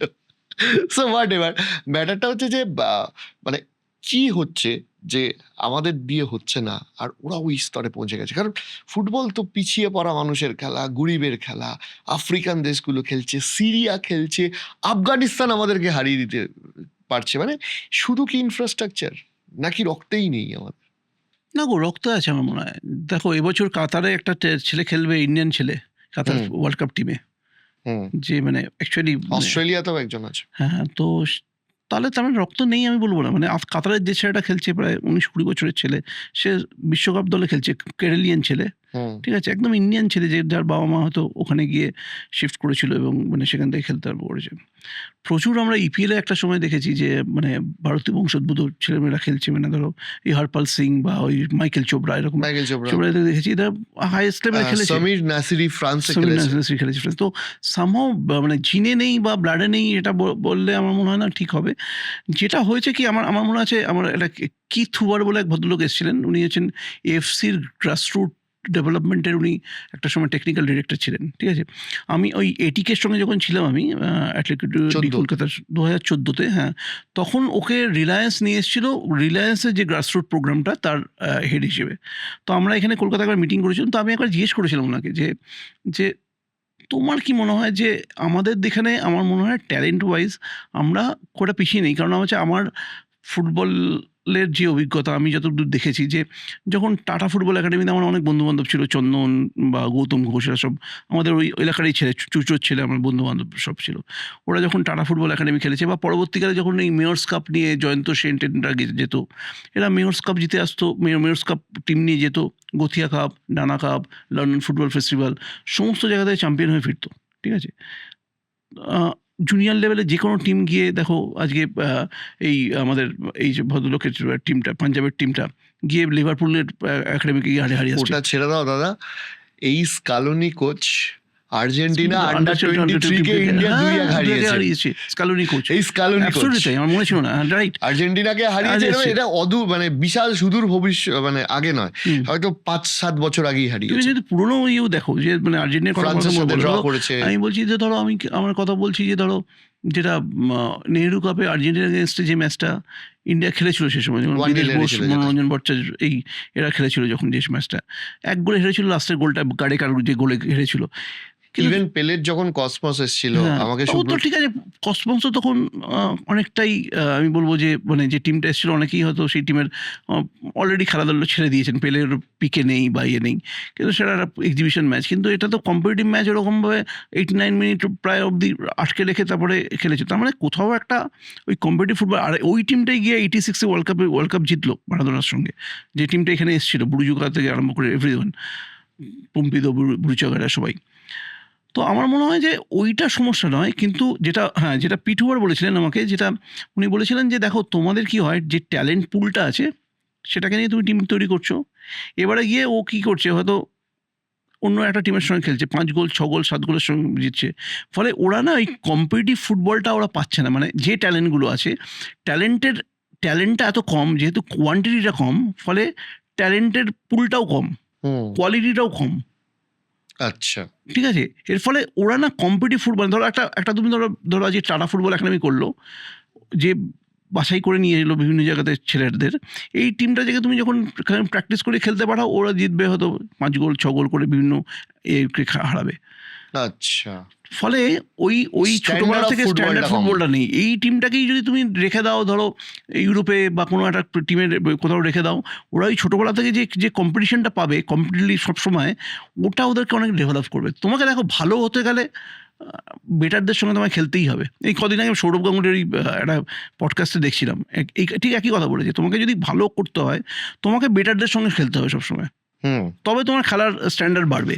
বা যেটা ধরো তোমার এখানে সেটা এই ট্যালেন্টটা না, সেটা পাচ্ছে না, ফলে এদেরকে পাঠাতেই হবে। যেটা 2017 ওয়ার্ল্ড কাপের সময় হয়েছিল, যে দীর্ঘদিন ওদেরকে বাইরে রাখা হয়েছিল আন্ডার 17 টিমটাকে, সেরকম কিছু তোমার করতে হবে। এবং আমার মনে হয় যে দেখো গ্রাসরুট নিয়ে আমাদের এখানে কাজ হচ্ছে না তা নয়, টুকটাক করে এএফএফ কাজ করছে, হয়তো এর ফল হয়তো কিছুদিন পরে পাবো আমাদের। এটা এনাফ কিনা আমি জানি না, মানে যে স্ট্যান্ডার্ডে ফুটবলটা এখন চলে চলে যাচ্ছে। গেছে তো হ্যাঁ, না আমি অনেকগুলো একাডেমি হয়েছে ধরো, মানে এএফএফ থেকে হয়েছে, ফিফা একাডেমি করেছে, উড়িষ্যায় করেছে, সাউথে করেছে। তো এইগুলো আস্তে আস্তে আশা করি কিছু না কিছু হুম। কাজ করবে আর কি। মানে আগে ধরো আমাদের দেশে ফুটবল একাডেমির মধ্যে টাটা ফুটবল একাডেমি একমাত্র একাডেমি ছিল, উইলিয়ামস মেগার। কিন্তু এখানে তো ক্লাবগুলোরও একটা সমস্যা চোখে পড়ার মতো, মানে ধরো যেভাবে বার্সেলোনা মেসিকে তৈরি করলো, বা যেভাবে আহ, মানে একাডেমি থেকে প্লেয়ারগুলো ইউরোপে উঠে আসছে, সেই স্ট্যান্ডার্ড অফ একাডেমি তো খুব কম এখানে। দেখো তার একটা কারণ তো ফিনান্সিয়াল কারণ তো আছেই অরিত। আর আমাদের একটা দেশের হচ্ছে ক্রিকেটের অত্যাধিক ক্রেজ একটা রয়েছে। ক্রিকেট অধ্যায়কে অন্য স্পোর্টসকে স্পোর্টসই মনে করে না এখানে। দেখো হতে পারে একটা স্পোর্টস কমার্শিয়ালি সাকসেসফুল, হুম। ক্রিকেট, ঠিক আছে, তার পেছনে বিভিন্ন কর্পোরেটর আছে, কিন্তু অন্য স্পোর্টসকে যদি তোমাকে এগিয়ে নিয়ে যেতে হয় তখন সেখানে কিন্তু তোমার গভর্নমেন্টের সাপোর্ট চাই। এখানে তুমি সেটাও পাবে না, তো গভর্নমেন্টও সেই লেভেলে সেরকম সাপোর্ট করে না এই খেলাটা, এই স্পোর্টসটাকে। তো হবে কি করে, কোন জায়গা থেকে হবে তুমি বলো না? মানে আমার আফসোস হচ্ছে ফুটবল এমন একটা খেলা হ্যাঁ যেটা গোটা পৃথিবীর কাছে পরিচিতি হ্যাঁ দেয়। সেখানে আমরা গিয়ে এখন মানে মানে লিটারেলি বলতেও সরকারের খারাপ কাছে লাগছে যে সরকারের কাছে মানে ফুটবলের উন্নতি মানে খেলা হবে দিবস, মানে বিভিন্ন হুম, জায়গায় এমএলএ আর মানে কাউন্সিলররা। আমার বলতেও খারাপ লাগছে যে এটা বাস্তব যে ওই বিদেশি মানে বংশোদ্ভূত বিদেশি বসবাসকারী খেলোয়াড় অ্যালাউ করার পর এখন বাংলাদেশের টিম আমাদের থেকে অনেক স্ট্রং হয়ে গেছে, Absolutely, যেটা absolutely. ওরা হারিয়েও দেখালো। হ্যাঁ, তো গভর্নমেন্টের পলিসিরও একটা দেখো পরিবর্তন আমাদের দরকার। হয়তো ওই পলিসিটা হয়তো চেঞ্জ হবে না, ডুয়াল সিটিজেনশিপ আমাদের হয়তো হবে না, ঠিক আছে, আমাদের ডুয়েল সিটিজেনশিপ না হলে ধরো কাতার, ফ্রান্স, ইউরোপিয়ান সব কটা কান্ট্রি সবাই, ধরো। তুমি গত বছর আমি বলছি তোমাকে, গত বছর সে মরক্কো সেমিফাইনাল খেলেছে। হ্যাঁ, তুমি বলেছে তুমি মরক্কো যদি তুমি দেখো, মরক্কোর ফুটবল স্ট্রাকচার যদি দেখো, তুমি এই আশরাফ হাকিমি কি ছোটোবেলায় চলে গেছে স্পেনে, চলে গেছে বাবা মা, মানে মরক্কোতে থাকতো বাবা মা, চলে গেছে স্পেনে, ওখানে বাবা মা বোধহয় কোথাও একটা ওই আয়ার কাজ করতো, বাবা ওই ভেন্ডার ছিল, স্ট্রিট ভেন্ডার ছিল, রোড সাইড ভেন্ডার ছিল, সেখান থেকে ছেলেটি ফুটবলে চোখে পড়লো, সেখান থেকে ওকে চেলসি সাইন করে নিয়ে চলে গেল। এবং এই মরক্কো টিমে অন্তত এরকম 14 জন প্লেয়ার ছিল, আমি যদি মনে করতে পারি যে 14 জন প্লেয়ার ছিল যারা হচ্ছে বেসিক্যালি হচ্ছে ডুয়াল পাসপোর্ট নিয়ে খেলে, দ্বৈত নাগরিকত্ব নিয়ে খেলে, যে একটা সময় জন্মেছে হয়তো মরক্কান বাবা মার কাছে, কিন্তু ওরা থেকেছে বা বড় হয়েছে বা ওই কম্পিটিশনটা যেটা বলছি আমি, যেটা মাধ্যমে তৈরি হয়। এবং কিন্তু ওরা একই সঙ্গে কিন্তু আরেকটা কাজও করছে, ওরা বাকি যে ধরো আরও যদি 12টা প্লেয়ার গিয়ে থাকে ওদের টিমে, সেগুলো তো ওদের নিজস্ব প্রোডাক্ট, হোমগ্রোন প্রোডাক্ট। সেটা হচ্ছে ওরা ওই সময় একটা ওই ওদের রাজার নামে একটা একাডেমি করেছিল, বা 10 বছর আগে মোহাম্মদ 6 ফুটবল একাডেমি বলে একটা একাডেমি করেছিল, ওখান থেকে প্লেয়ার প্রডিউস করছে। তো ফলে কি হয় এই বিদেশি ক্ষেত্রে তুমি যদি ধরো ফ্রান্সে জিনেদিন জিদান ফ্রান্সের একদম ওখান থেকে নয়, না তিনি আলজেরিয়ান, আফ্রিকান। হ্যাঁ, আলজেরিয়ান এমবাপ্পে, এই প্লেয়ার গুলো তো বাইরে থেকে বাইরে এসছে। থেকে। তাহলে আমরা যদি এই ইগোটা নিয়ে বসে থাকি তাহলে হয়তো আমাদের ক্ষেত্রে আমি অসুবিধা। জানি না আমাদের দেশের এই জানি না তো তুমি এই দেখো উইলিয়াম খেললো, পারফরমেন্স দেখো। হ্যাঁ সে তো বলছি এবারে অদ্ভুত ভাবে তুমি আফটার সুনীল ছেত্রী নাম্বার 9 এর প্লেয়ারই তুলে আনতে পারছো না। না। তার কারণ হচ্ছে তোমার নাম্বার 9 পজিশনে সব বিদেশিরা খেলে, জায়গায় সব বিদেশিরা বিদেশিরা খেলছে। খেলে। ইভেন মোহনবাগান, ইস্ট বেঙ্গলে দেখো, Absolutely. মোহনবাগানে তোমার কামিংস, ম্যাকলারেন, পেট্রারস, তাহলে তোমার রহিম আলী বাদে আর কোনো স্ট্রাইকারই নেই, তোমাকে আবার সুনীল ছেত্রীকে ফিরিয়ে আনতে না হচ্ছে। না তাহলে ইদার তুমি আইএসএল এ নিয়ম করো যে আমাকে নাম্বার 9 পজিশনে খেলাতেই হবে একজন ইন্ডিয়ান, নাহলে তো আমার স্ট্রাইকার তৈরি হবে না। না হবে না তো। আর ফুটবল হয়তো যতই এই সমস্যাটা অনেকদিন ধরে ভুগছে না আমাদের দেশের ফুটবল। হিউজ সমস্যা। এবার তুমি ডিফেন্স করে ভাই কতক্ষণ কাটাবে? তুমি তো দুটো একটা চান্স পাবে, ওর মধ্যেই তোমাকে গোল স্কোর করতে হবে, Absolutely. নাহলে তো তুমি কনফিডেন্সটা তো করবে না। পাবে না, মানে যে ছেলেটা খেলছে এশিয়া না। কাপে যেটা হলো, এশিয়া কাপে ইন্ডিয়া ডিফেন্সই করে গেল, মানে ফিনিশ করতে পারলো না। একটা দুটো চান্স পাইনি তা তো নয়, ফিনিশ করতে পারলো না একটাও। তো যাই হোক, হোয়াট এভার, এইখান থেকে আমি আরেকটা জায়গায় আসছি, সেটা হচ্ছে যে তোমার মানে যেহেতু মোহনবাগান, ইস্ট বেঙ্গল নিয়েও একটা দীর্ঘ সময় তুমি কাটিয়েছো, আই লিগ, তার আগে NFL, তারপরে ISL, কিরকম দেখো আমার আমার মনে হচ্ছে মনে রাখার মতো দু একটা ঘটনা মনে রাখার মতো তো ঘটনা প্রচুর রয়েছে, সেটা ঠিক আছে। যে আমি আসিয়ান কাপ গেছি ইস্টবেঙ্গলের সঙ্গে ফাইনাল, আসিয়ান কাপের ফাইনাল বিক্তার হাসানকে হারানো, সেসব তো ঘটনা সুভাষ রয়েছে। ভৌমিক করছিলেন। সুভাষ ভৌমিক করছিলেন, সুভাষ ভৌমিক সেটা একটা অদ্ভুত সময়। ইস্টবেঙ্গল সেই সময় যে খেলাটা খেলছিল, যে টিমটা তৈরি করেছিলেন সুভাষ ভৌমিক, মানে ওই স্বপ্ন দেখার একটা মানুষ থাকে না, উনি স্বপ্নটা দেখেছিলেন শুধু না, যেটা করেছিলেন উনি যে ওই নিজের স্বপ্নটাকে না সবার মধ্যে অ্যাকচুয়ালি ওই সংক্রমণ বলে না, সংক্রমণ করতে পেরেছিলেন। মানে ওনার একই স্বপ্ন উনি ক্লাব কর্মকর্তাদের দেখাচ্ছেন, একই স্বপ্ন উনি প্লেয়ারদের দেখাচ্ছেন, উনি একই স্বপ্ন মিডিয়াকে দেখাচ্ছেন। এই যে পুরো সিস্টেমটাকে, ইকোসিস্টেমটাকে একেবারে একটা গোলের দিকে ছোটানো, সেটা সুভাষ ভৌমিক করেছিলেন। মানে এটা হচ্ছে সুভাষ ভৌমিকের সবচেয়ে বড়, মানে এখনো আমরা সুভাষ ভৌমিককে ভুলতে পারি না সেই কারণে যে একটা লক্ষ্য তৈরি করলেন, যে একটা টিমকে আমি একটা আসিয়ান কাপ, একটা ওই লেভেলে ওই জোনের একটা টুর্নামেন্ট, সেখানে আমি ইন্ডিয়ান একটা টিম গিয়ে আমি চ্যাম্পিয়ন হতে চাই। তো এবং সেই চ্যাম্পিয়ন হওয়ার সঙ্গে সঙ্গে সবটা কী করলেন, যে একটা টিমকে প্রথমবার একটা ইস্টবেঙ্গল টিমকে গিয়ে একটা 5 স্টার হোটেলে রাখলেন, সেখানকার জিম, সেখানকার জাকুজি, সেখানকার সুইমিং পুল ইউজ করানো শেখালেন। হ্যাঁ, তারপরে বিদেশ থেকে একটা ওয়ার্ক ফিজিও, মানে যারা আর কি স্পোর্টস ফিজিও যেগুলো থাকে আর কি, স্পোর্টস ফিজিও বলবো না আমি, মানে যাদেরকে বলবো আর কি বেশি ফিটনেস ট্রেনার, যিনি আর কি কেভিন জ্যাকসন বলে একজন কিনেছিলেন, সেটা মনে আছে আমার। তো এই যে টিমটার ফিটনেস তৈরি করতে হবে, যে সমস্ত জায়গায় প্লেয়ার লাগবে সেই সমস্ত প্লেয়ারকে নিয়ে আসা, বাইচুংকে ফিরিয়ে নিয়ে আসা, এই যে পুরো ব্যাপারটা আস্তে আস্তে উনি তৈরি করলেন। এবং ওখানে গিয়ে আলটিমেটলি ম্যাচটা বিক্টার হাসান এগেনস্টে ফার্স্ট ম্যাচটা হেরেছিল ইস্টবেঙ্গল, এবং ফাইনাল ম্যাচটায় গিয়ে জেতা, সেটা একটা খুব মানে 1-0 বোধহয়, 1-0 না, 3-2 তো 3-2 না বোধহয়, 3-1 বা 3-1 বোধহয় খুব সম্ভবত। লাস্ট গোলটা আলভিডো করলো আর কি, বাইচুংয়ের গোল, আলভিডোর গোল, তো মাইকো কোরের গোল ফার্স্ট গোলটা। এবং মানে বাইচুং ম্যান অফ দ্য এই হাই স্কোরার হলো, সন্দীপ নন্দী বেস্ট গোলকিপার হলো। তারপরেই কোথাও গিয়ে আস্তে আস্তে ময়দানের ওই ক্রেজটা হারিয়ে যেতে লাগলো। ময়দানের ক্রেজটা হারিয়ে এখনো নেই আমি বলবো না, কারণ ময়দানের ক্রেজটা আছে, আমি বলবো যে নেই তা নাই, যে ইস্টবেঙ্গল চ্যাম্পিয়ন হলো এত মানুষ, যে আমি ডার্বি ম্যাচও বলছি যে কানায় কানায় ভর্তি। কিন্তু তোমার যদি আইএসএল এর ফেডারেশনের কোনো ক্যালেন্ডার, এই যে ক্যালেন্ডার পাবলিশ হচ্ছে, সেই আইএসএল যদি হবে কি হবে না যদি না থাকে, তাহলে কে খরচা করে ভাই টিম চ্যাম্পিয়ন হওয়ার পর ইমামি বলছে যে ওরা হয়তো ইনভেস্ট করবে না। আমার না এখানে একটা অন্যরকমভাবে বক্তব্য আছে অরিজিৎ, আমি জানি না অন্যরা মানবেন কিনা। আমি মনে করি যে ইস্টবেঙ্গল এবং মোহনবাগানের উপর সাংঘাতিক একটা অন্যায় হয়েছে, যেটা আমরা বাঙালিরা মুখ বুঝে সহ্য করে নিয়েছি। যে অন্যায়টা হয়েছে সেটা হচ্ছে যে, দেখো এই দুটো ক্লাব 100 বছর ধরে ভারতীয় ফুটবলকে সার্ভিস দিয়ে এসছে। তোমার ইন্ডিয়া ফুটবল টিম খেলতে গেছে, এইখান থেকে প্লেয়ারগুলো গিয়ে ফুটবল টিমে খেলেছে, বা হায়দ্রাবাদ পুলিশ থেকে খেলেছে, ম্যাক্সিমাম তো এরাই দিয়েছে প্লেয়ার, এই 100 বছর ধরে প্লেয়ার দিয়ে এসছে। এবং তার জন্য ওই প্লেয়াররা টাকা পায়নি, সেই ফুটবলারদের সারা বছর চালিয়েছে, কিন্তু এই ক্লাবগুলো চালিয়েছে। দেশের জার্সি পরিয়ে তো সেই সময় টাকা পেত না এরা, এই ক্লাবগুলোই তাদের রক্ষণাবেক্ষণ করেছে, ভরণ পোষণ করেছে। তুমি সেই টিমগুলোকে বললে, একটা হঠাৎ করে তুমি একটা ক্লাব, একটা টুর্নামেন্ট নিয়ে এলে আইএসএল, সেখানে বললে এই টিমগুলোকে খেলতে হলে 15 কোটি টাকা দিয়ে ফ্র্যাঞ্চাইজি ফি দিয়ে খেলতে হবে। কেন?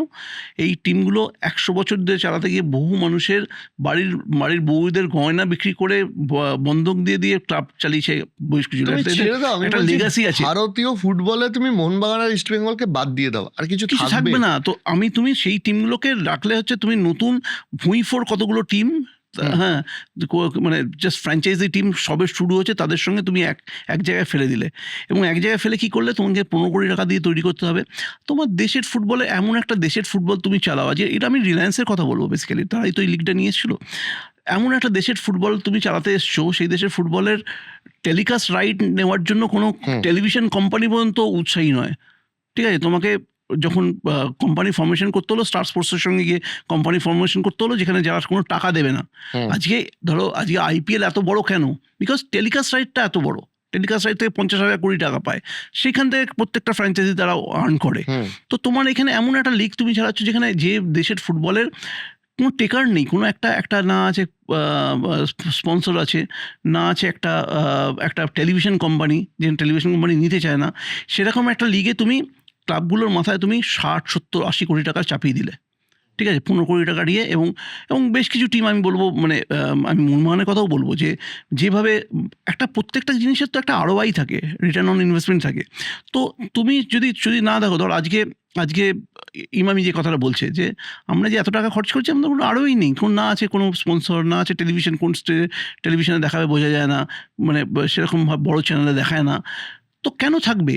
তো সেরকম তুমি একটা ইনফ্রাস্ট্রাকচার, একটা তুমি হঠাৎ করে একটা দিন একটা বেলুন ফেরোতে আরম্ভ করলে, সেই বেলুনটা তো একটা দিন গিয়ে ফাটবেই। সেটাই ফাটলো। কিন্তু আলটিমেটলি যে আজকে ISL প্রায় বন্ধ হওয়ার মুখে, গত বছর ছিল, এই বছরও বিভিন্ন সংশয়, সেটা কারণ এটাই, কারণ তুমি যদি সবকিছু একটা ব্যালেন্স গ্রোথ হয়, তোমার আই লিগটাই যদি তুমি, ঠিক আছে, আই লিগ চলতো, আই লিগটাকেই তুমি আর একটু খানিকটা বড় করতে, আর একটু ভালো টেলিকাস্ট করতে, আর একটু ভালো প্লেয়ার দিয়ে ক্লাবগুলোকে সাপোর্ট করতে, এটা এই গ্রোথটা অনেক একটা ব্যালেন্স গ্রোথ হতো। কিন্তু তুমি হঠাৎ করে একটা বাচ্চাকে, মানে একটা ইয়েকে কার্বাইড দিয়ে বড় করতে চাইবে, সেটা তো হবে না আর কি, বেসিক্যালি পাকাতে চাইবে, সেটা হবে না। এবং সেটার এফেক্টই আজকে পাচ্ছে। কিন্তু আজকে ধরো, আজকে 60-70 কোটি টাকা দিয়ে ফুটবল, এবং যা হলো, যার ফলে একটা প্লেয়ার, ধরো যার ভ্যালু হয়তো 50 লাখ টাকা, সেই প্লেয়ারটাকে তুমি 3 কোটি টাকা দিলে, 4 কোটি টাকা দিলে, নিয়ে বাড়িয়ে দিয়ে তুমি বাজেটটাকে এমন জায়গায় নিয়ে এলে, সেটা সাস্টেনেবল নয়, তার কোনো ROI নেই। তো এইটা বুঝতে হবে। এবং এই যে ইস্টবেঙ্গল মোহনবাগানের সঙ্গে কিন্তু যথেষ্ট অন্যায় করা হচ্ছে। কেন 15 কোটি টাকা দিয়ে ইস্টবেঙ্গল মোহনবাগান খেলবে একটা লিগে? তোমার এই টিম দুটোর এইরকম একটা লেগাসি, আজকে মোহামেডান ক্লাব উঠেই যাচ্ছে প্রায়।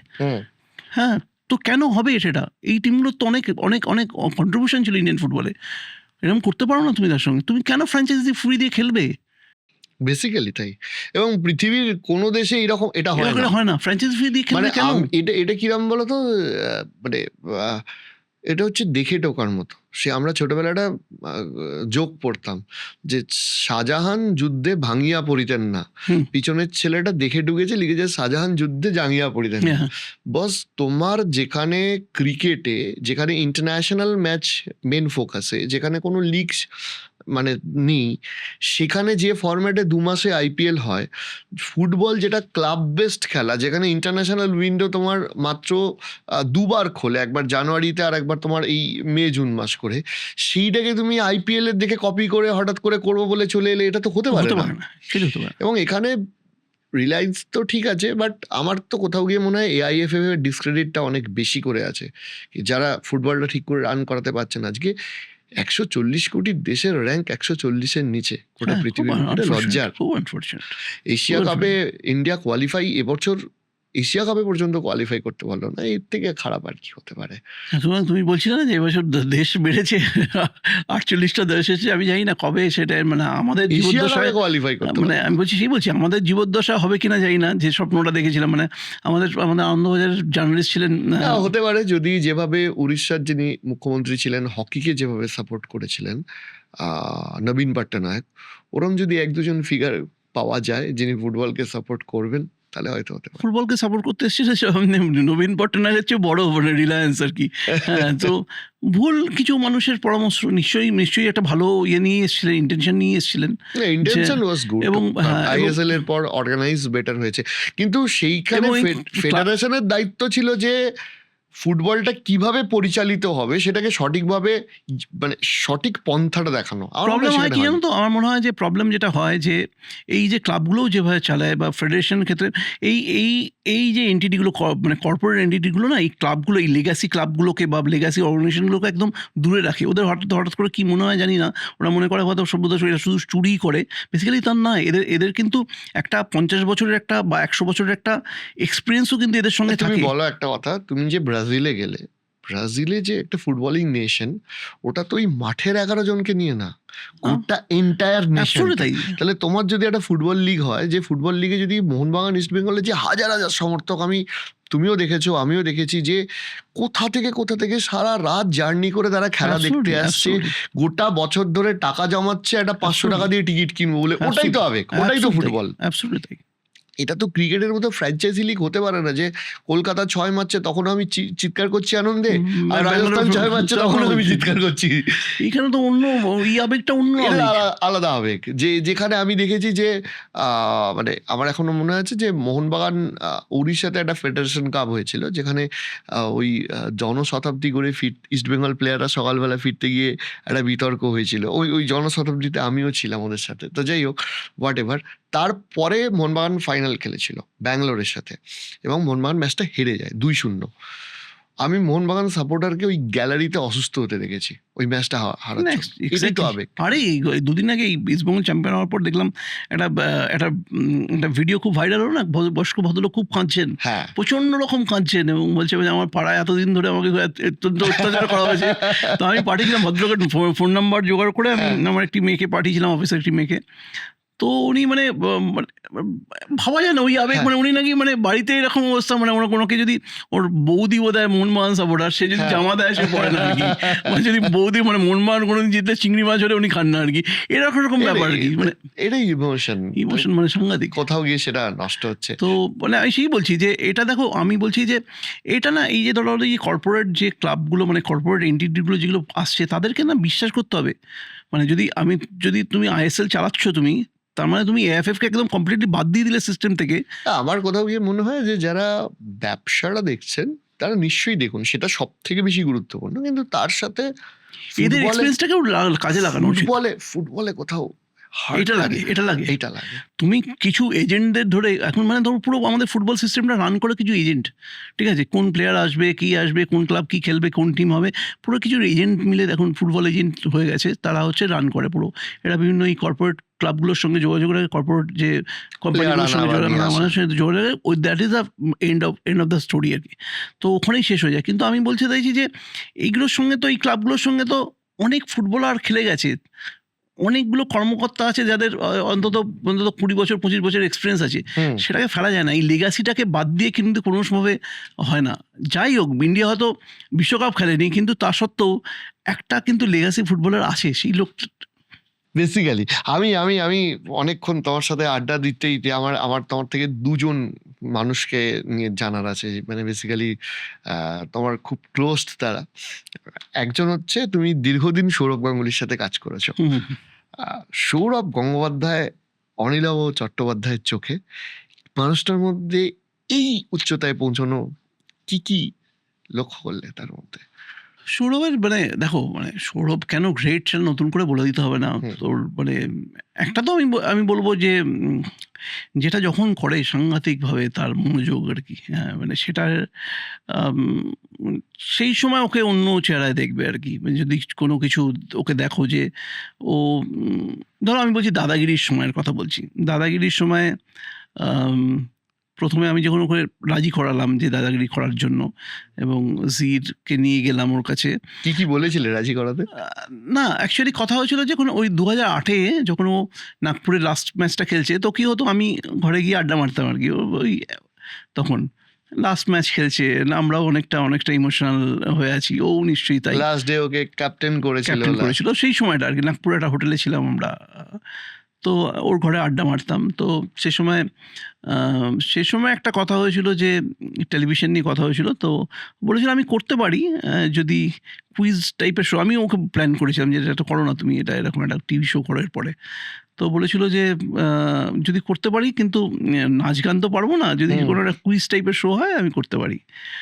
তো তারপরে যখন নিয়ে গেলাম কুইজ শো, মানে শোটার ফরম্যাট তৈরি হলো, আমরা করলাম যখন, তখন ওকে নিয়ে যাওয়া হলো, জিকে নিয়ে যাওয়া হলো। তখন ওকে বলেছিলাম যে তুমি এই কেবিসির এপিসোডগুলো দেখো, ঠিক আছে। তো কেবিসি এপিসোডগুলো কিন্তু অত্যন্ত ভালোভাবে দেখতে আরম্ভ করলো। প্রথমত যে ওই প্রিপারেশনটা ওর কিন্তু কাউকে বুঝতে দিচ্ছে না, কিন্তু প্রিপারেশনটা চলছে। বা ওর একটা জিনিস রয়েছে যে কোনো তুমি হয়তো ওকে কিছু একটা বোঝাচ্ছ, ও ব্যাপারটাকে একটা অন্য অ্যাঙ্গেল থেকে অ্যানালিসিস করতে শুরু করে আর কি। সেটা ওর একটা দিক আমি দেখেছি। এবং ধরো আমরা যখন বিভিন্ন ফরম্যাটটা বোঝাচ্ছি, এই রাউন্ডের পরে এইটা, ও হয়তো একটা অন্যভাবে ব্যাপারটাকে একটু কোশ্চেন করছে, এগুলো ওর প্রিপারেশনগুলো চলতে থাকে। কিন্তু কী হলো যে আল্টিমেটলি ক্যামেরার সামনে দাঁড়ানো একটু কঠিন তো মানে হুম, তো আমাদের শুটিং হতো হচ্ছে মধ্যমগ্রামে তখন প্রথম আমাদের যখন শুটিং ঠিক হয়েছিল তো সেট ফেট হলো সব কিছুই হলো কিন্তু সৌরভের একটা হলো আমাদের টাচ স্ক্রিন হয়েছিল অ্যান্সার করার জন্য তো ধরো আজ থেকে 2006 2000 মানে প্রায় 20 বছর আগের কথা বলছি যে মানে 20 বছর না 16-17 বছর তো সে সময় টাচ স্ক্রিনটা খুব একটা ওয়ার্ক করেনি আর কি তো প্রথম প্রায় দুদিনের এপিসোড প্রায় ওই অত লোক ওখানে রয়েছে দুদিনের এপিসোড বিভিন্ন ডিস্ট্রিক্ট থেকে এসছে লোক এবং এপিসোডগুলো হচ্ছে না এবং ন্যাচারালি আমরাও খুব মানে touch আপসেট screen এর জন্য সমস্যা এবং হচ্ছিল। সৌরভও প্রচণ্ড ফাম্বল করছে এবারে সৌরভ বলল অনলি এটা আমাদের হবে না মনে হচ্ছে হ্যাঁ তো শুটিং বন্ধ হয়ে গেল ইনফ্যাক্ট মাঝপথে শুটিং বন্ধ হয়ে গেল সৌরভ যাওয়ার আগে বলে গেল এটা মনে হচ্ছে হবে না বুঝলে তো কি অদ্দূর বেহালা থেকে মধ্যমগ্রাম মধ্যে এসে আমিও যা ছড়াচ্ছি আর সব মিলিয়ে আমার মনে হচ্ছে না হবে বলে তো যাই হোক ওই পার্টটা তো মিটে যাওয়ার পর আবার নতুন করে আমাদের শুটিং শুরু হলো মাঝের একটা সময় গেছে টানাপোড়েন গেছে তো শুটিং শুরু হলো তারপরে এলো অনেকটা ও তৈরি হয়েছে মনে হলো কিন্তু একটা এপিসোড আমার মনে আছে যেটা একটা ক্রিকেটারদের এপিসোড করেছিলাম সেটা ওই এসছিল কে স্নেহাশিস এসছিল শরণেন্দু মুখার্জি গেছিলো লক্ষ্মীরতন শুক্লা গেছিলো রণদেব গেছিলো এরকম 4-6 জন গেছিলো তখন ওই এপিসোডটা ও একটা কনফিডেন্স পেয়ে যায় ওদের সঙ্গে তো গল্প করতে করতে অনেক ইজি গল্পটা হয় এবং আমাকে মনে আছে আমার একজন অভিনেতা আছেন ভাস্কর ব্যানার্জি বলে ও আমাকে একদিন ফোন করে বলেছিলেন যে শোন অনিলবাবু তুই একটা ওকে বল যে একটু কন্টেস্টেন্টের পাশে চলে যেতে এবং হয়তো পিঠে হাত রাখলো এই যে দূর থেকে কথা বলছে না হয়তো কানেক্টটা তৈরি করতে পারছে না একটু কাছে গিয়ে কথা বলতে বললে হয়তো বেটার হবে আমি সেটাও ইউজ করেছিলাম আমরা তো তাতে না ওই কেমিস্ট্রিটাই বদলে গেল ওর সঙ্গে পার্টিসিপেন্টদের যে পরবর্তীকালে যে মজা করতে আরম্ভ করলো এবং ব্যাপারটা খুব ইজিলি আস্তে আস্তে মানে তখন মানে হয়তো একটা কারোর সঙ্গে কোনো কন্টেস্টেন্টের সঙ্গে নাচছে কাউকে হয়তো ক্রিকেট খেলা শেখাচ্ছে পুরো আজকে পুরো মানে মঞ্চটা নিজের আস্তে আস্তে নিয়ে নিল আর কি এইটা হয় আর কি মানে ওর মধ্যে সেই ব্যাপারটা রয়েছে এবং এবং আমি দেখো মানে সব কিছু বলার বাইরে আমি দুটো জিনিস বলবো যে পার্সোনাল সম্পর্ককে ভীষণ গুরুত্ব দেয় মানে আমি বলছি যে ধরো আমি তো তখন জাস্ট সবে সাংবাদিকতা করি এটা ওই এক্সট্রা টাইম বলে প্রোগ্রাম শুরু করেছি একটা নতুন কোম্পানি তার সঙ্গে দাদাগিরির হঠাৎ দায়িত্বটা পেয়ে গেছি আর কি ঠিক আছে এবারে সেই সময় কি হলো যে আমাদের যেহেতু ওই 3-4 দিন শুটিংটা হলো না ফলে আমরা একটা ফিনান্সিয়াল লসের মুখেও পড়েছিলাম আর কি বড় সৌরভ শুনে আর কি বললো যে ও একটা দীর্ঘ সময় ওই ফার্স্ট সিজনে দীর্ঘ সময় ও কিন্তু দিনে 3টে করে এপিসোড তুলে দিত আমার জন্য যাতে আমি ওই লসটাকে রিকভার করতে পারি তো এই পার্সোনাল রিলেশনশিপটা খুব গুরুত্ব দেয় মানে বহু মানুষ আছে যার সঙ্গে ওর এই ব্যক্তিগত সম্পর্ক রয়েছে ও তাদের জন্য বিভিন্ন অনুষ্ঠানে চলে যায় এমনিই চলে যায় ওর কাছে সম্পর্কটা খুব গুরুত্বপূর্ণ আরেকজনের সাথে তোমার খুব ভালো সম্পর্ক আমি দেখেছি অরিজিৎ সিং অরিজিতের সাথে তুমি বলছিলে যে ভাইয়ের মতন অ্যাকচুয়ালি শুরু থেকে সম্পর্ক তোমার ওরিত ফ্যামিলি অ্যাকচুয়ালি মানে এই দুদিন আগে গিয়েই চিকেন ওর হাতে বানানো চিকেন আর মাটন খেয়ে এলাম আমাকে রাত্রিবেলা আমার স্ত্রী আর ছেলে গেছিল তো রাত্রিবেলা বলো তুমিও চলে এসো কালকে হ্যাঁ তো আমি আর মেয়ে গেলাম বলতে না আমি শুনলাম যে ও মাংস রান্না করছে আর কি বাড়িতে তো বললো তুমি এসো কালকে আমি আবার বানাবো ঠিক আছে আমি গেলাম আর পরের দিন 2 রকম চিকেন মাটন এসব বানানো তোমার ও মুম্বাই মানে তোমার তো দীর্ঘদিনের আমি দাদাগিরির টাইটেল ট্র্যাকও অরিজিৎ সিং এর গাওয়া হ্যাঁ সেই সময় দাদাগিরি যখন আমি করেছিলাম তখন টাইটেল ট্র্যাকটা ওকে দিয়ে বানিয়েছিলাম বা আমাদের এক্সট্রা টাইমের প্রথম দিকে সমস্ত মিউজিক ওর করা আমি যখন 11 বানালাম তখন তার বিজিএম ওর করা বা অরিজিতের কিন্তু অ্যাকচুয়ালি প্রথম প্লেব্যাক কিন্তু 11তে ওই যে আমাদের সূর্য মেরুন গানটা বা অনেকেই জানে না হ্যাঁ প্রথম ওটা আমাদের সূর্য তোমাদের যে গানটা ওটা আমি বানিয়েছিলাম ইসবেঙ্গলের গানও বানিয়েছি আমার মনে হয় অরিজিৎ সিং একটা রেকর্ড করেছে সেটা হচ্ছে মোহনবাগানের গান ওর ইস্টবেঙ্গলের গানটাও এটিকের গানটাও বোধহয় না এই 3টে মোহনবাগান এবং ইস্টবেঙ্গল সাপোর্টাররা যেন না বলেন এই 3টে গানের পেছনেই নামিয়ে আছি আর কি তো সো অ্যাকচুয়ালি এটিকের গানটাও আমি তখন করেছিলাম, কারণ ইনফ্যাক্ট ওই টিকের গানের মিউজিক কম্পোজিশন ছিল অরিন্দমের, অরিন্দম চ্যাটার্জির। তো অরিন্দমের সঙ্গে আমার আলাপ করেছিল যে, এবং ও অসাধারণ মিউজিক করে আর কি। এই যে ইস্টবেঙ্গলের যে শতবর্ষের গানটা ওর কম্পোজিশন অরিন্দমের, সেটাও অরিজিৎই গাইলো। তো মনমানের গান, ইস্টবেঙ্গলের গান, এটিকের গান সব অরিজিতের গান, এবং সবটার পেছনেই কিন্তু একটা নাম আছে আর কি। না, আমি ওটাও বলছিলাম যে তোমার বেশ কিছু অনুষ্ঠানেও আমি ওকে দেখেছি যে আসছে। না, আমি বললাম যে ওর সঙ্গে মানে সম্পর্কটা কি জানো তো, মানে সম্পর্কটা একদম বাড়ির সম্পর্ক, এই কারণেই যে ওকে খুব ছোট থেকে দেখেছি আমি। মানে যখন ওই ফেম গুরুকুল করে যখন বাদ হয়ে গেল, তখন আমি আর আমার স্ত্রী শর্মিষ্ঠা আমরা ঠিক করলাম ওকে ফোন করবো। মানে খুব ফ্যান ছিলাম ওর গানের। তো ফোন করে বললাম যে, দেখো তুমি কলকাতায় এলে, তোমার যদি কোনো দরকার পড়ে, হ্যাঁ তুমি তো এত ট্যালেন্টেড একটা ছেলে, তুমি এসো। তো একদিন প্রায় মাস 3-4 পরে একদিন আমরা এয়ারপোর্টে গেলাম ওকে আনতে। একটা গিটার নিয়ে একটা বাচ্চা ছেলে নামলো, ওটাই থেকে গেল আর কি। মানে ওই সম্পর্কটাকে ও ভোলেনি। মানে একটা সময় ছিল, ধরো আমাদের ওখানে আমরা জয়েন্ট ফ্যামিলিতে থাকতাম, আমরা একটা ঘরে, মানে আমি আর অরিজিৎ খাটে শুচ্ছি, শর্মিষ্ঠা মাটিতে শুয়ে ঘুমোচ্ছে, এরকম দিন কেটেছে। ও আমার বাবা মার মাঝখানে অরিজিৎ ঘুমিয়েছে দিনের পর দিন। হ্যাঁ, তো তখন তো ওরকম একটা ছোটো ছোটো রুম ছিল আর কি। হ্যাঁ, তো সেটাকে ও মনে রেখেছে। গুড পার্ট ইন, মানে সাচ এ নাইস বয় আর কি, গ্লোবাল স্টার। মানে তো বাট একটা ছেলে যে নিজের শর্তে বাঁচে, জীবনযাপনটা কোথাও এমন জায়গায় নিয়ে যায়নি, বা ওর ভাবনা চিন্তার জায়গাটাকে এমন জায়গায় নিয়ে যায়নি যেটা ওর জীবনযাত্রাটাকে বদলে দেবে। সেটা ওই মাটির কাছাকাছি আছে, ওই বাড়িতেই আছে। হ্যাঁ, আমার একজন মিউজিশিয়ানের জন্য এটা খুব দরকার, খুব দরকার। এবং বিশেষ করে মানে আমাদের মতো দেশে যদি পা মাটি থেকে উঠে যায় তাহলে খুব সমস্যা, মানুষ কানেক্ট করতে পারবে না। আর কি হয়, প্রচুর কাজ করছে ওখানে, ওই অঞ্চলে প্রচুর কাজ করে। মানে হ্যাটস অফ টু হিম, যেভাবে ও মানুষের পাশে থাকে ওখানে। হসপিটাল করছে খুব সামনে, স্কুলটা বোধহয় এবছরই শুরু হয়ে যাবে শুনছিলাম। তো সেটাই বলছি যে, মানে ও একটা অন্য গ্রহের ছেলে বেসিক্যালি। মানে ওর জীবন ধারণ, ওর জীবন দর্শন সবটা একদম আলাদা।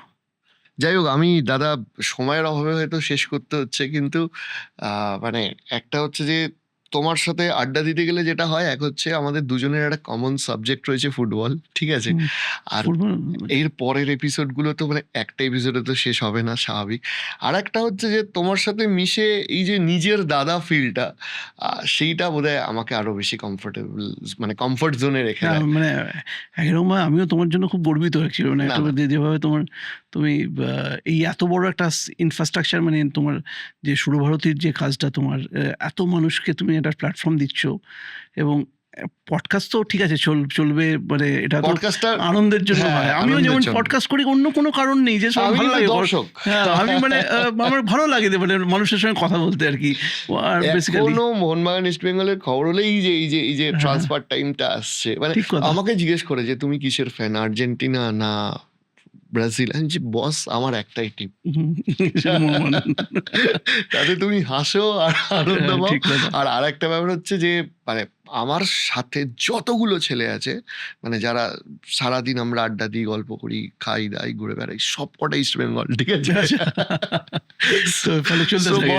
চলতেই থাকে। সো এই হচ্ছে ব্যাপার, এই আড্ডা চলতেই থাকবে। ঠিক কথা। আজকে কলকাতাতে আড্ডা দিলাম, নেক্সট টাইম তোমার কলেজের শহর শ্রীরামপুরে আসতে হবে, আমি বলে রাখলাম। একদম তাই। সেখানে ফুড নিয়ে আড্ডা হবে, খাওয়া দাওয়া নিয়ে আড্ডা হবে। আমার হ্যাংলা ম্যাগাজিন তুমি জানো যে আমার অনেকদিন ধরে আমি তো অনুষ্ঠানেও গেছি, গেছো তুমি, 12 বছর ধরে আমরা চালাচ্ছি। তুমি যেভাবে বিভিন্ন ব্র্যান্ডকে লঞ্চ করেছো, এরকম না যে অন্যের ব্র্যান্ড, মানে বহু ব্র্যান্ড তোমার হাতে ক্রিয়েট করা, সেটাও কিন্তু বাঙালি হিসেবে আমাকে গর্বিত করে। Thank you so much, thank you. এবং অনেকেই জানতো না হয়তো, আজকের পডকাস্টের মাধ্যমে বা তোমার নিজের পডকাস্টের মাধ্যমে মানুষ জানতে পারে যে বহু স্টোরির পিছনে অনিলাভ চট্টোপাধ্যায় আছেন। সো আজকের স্টোরি এখানেই শেষ করতে হচ্ছে দাদা। অনেক ধন্যবাদ। Thank you.